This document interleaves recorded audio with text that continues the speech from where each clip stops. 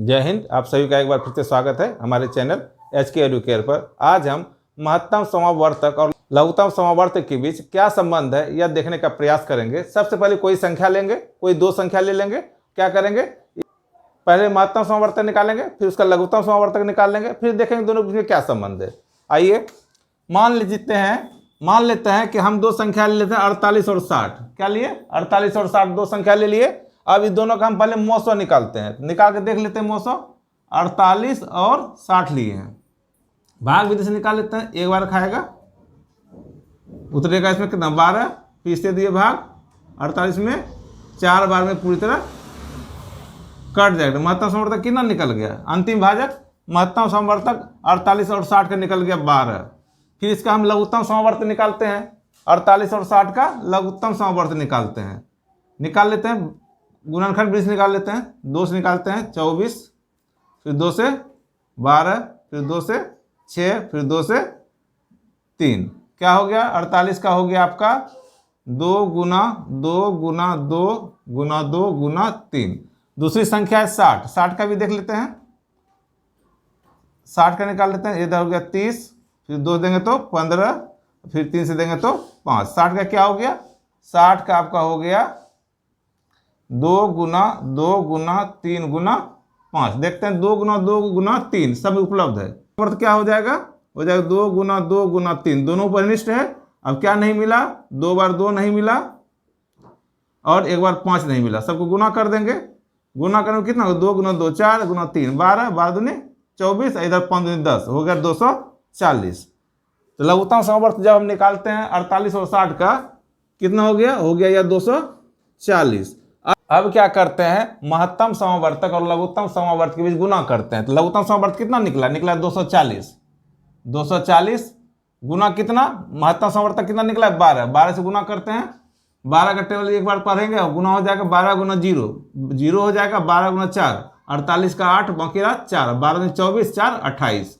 कितना हो जाएगा? हो जाएगा 2880। यहाँ लिख देते हैं 2880। गुना किए, किसका गुना किए? महत्तम समावर्तक और लघुत्तम समावर्तक के बीच।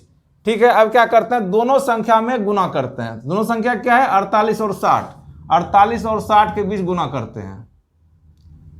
तो 6 से गुना कर लेते हैं। 8 गुना 6 करें 48 का 8 बाकी कितना 4, अच्छा 24, 4 28 और यहाँ पर 0 है तो उसके बदले यहाँ 0 दे दीजिए। कितना हो गया? 2880।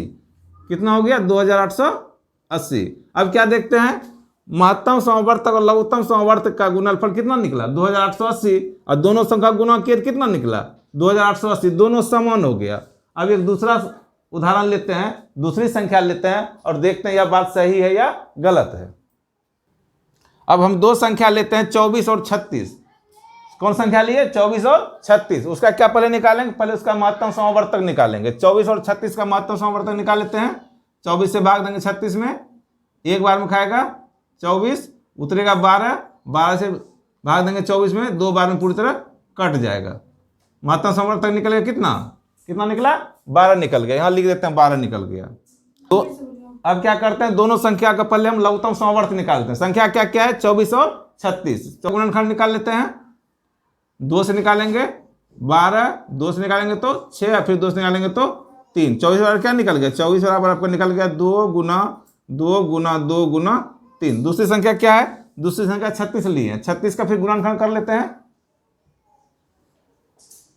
2 से देंगे तो 18, फिर 2 से देंगे तो 9, फिर 3 से देंगे तो 3 बार में। क्या निकल गया 36 का?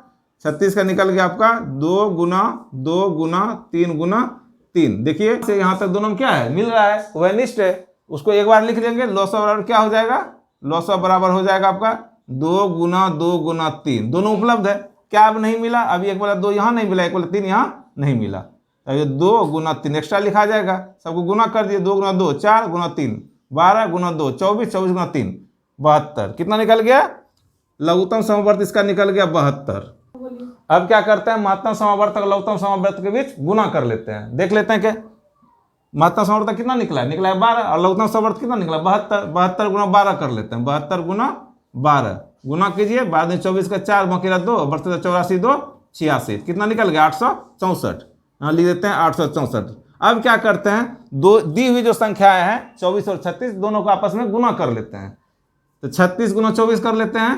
36 गुना 24 बराबर कितना होगा? 4 से गुना कीजिए, 624 का 4 वगैरह कितना 2 और 4 से 12 2 14 144। फिर 2 से देंगे तो 6 में 12 का 2 वगैरह कितना 1 3 दूनी 6 1 7।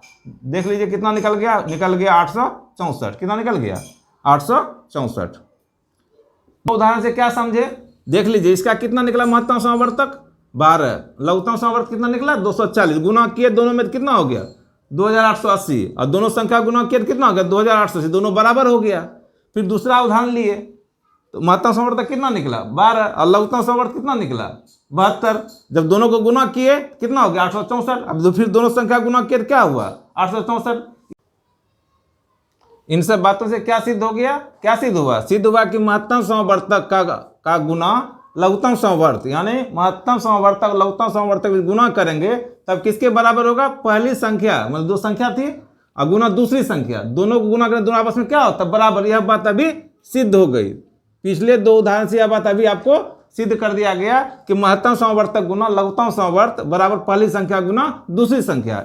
यह मेन हो गया, यह मेन सूत्र निकल गया। अब इससे महत्तम समवर्तक निकालना हो, अगर आपको महत्तम समवर्तक निकालना तो क्या होगा? पहली संख्या गुना दूसरी संख्या सर पहले से लघुत्तम समवर्तक को क्या करेंगे उस पर भेज देंगे तो हो जाएगा महत्तम समवर्तक बराबर पहली संख्या गुना दूसरी संख्या बटे लॉस अर्थात लघुत्तम समवर्त। अगर आपको लघुत्तम समवर्त निकालना हो लिखेंगे लघुत्तम समवर्त बराबर पहली संख्या दूसरी संख्या पहले तो उस पार में है, लिखेंगे पहली संख्या गुना दूसरी संख्या बटे यहाँ क्या बच जाएगा लघुत्तम निकालेंगे तो बच जाएगा महत्तम समवर्तक। महत्तम समवर्तक उस पार भेज देंगे तो क्या निकलेगा लघुत्तम समवर्त बराबर पहली संख्या गुना दूसरी संख्या बटे महत्तम समवर्तक। उसी प्रकार अगर पहली संख्या आपको निकालना रहे तो दूसरी संख्या को इस पार भेज देंगे, लिखेंगे पहली संख्या बराबर महत्तम समवर्तक गुना लघुत्तम समवर्त। पहले इस पार है वही लिख दिए यहाँ पर महत्तम समवर्तक गुना लघुत्तम समवर्त बटे दूसरी संख्या। तो उसी तरह अगर आपको दूसरी संख्या निकालना हो तो क्या होगा महत्तम समवर्तक गुना लघुत्तम समवर्त बटे पहली संख्या। यह एक प्रकार का सूत्र बन गया, मेन सूत्र आपका हो गया यह, और इसी से यह सूत्र चारों तैयार हो गया।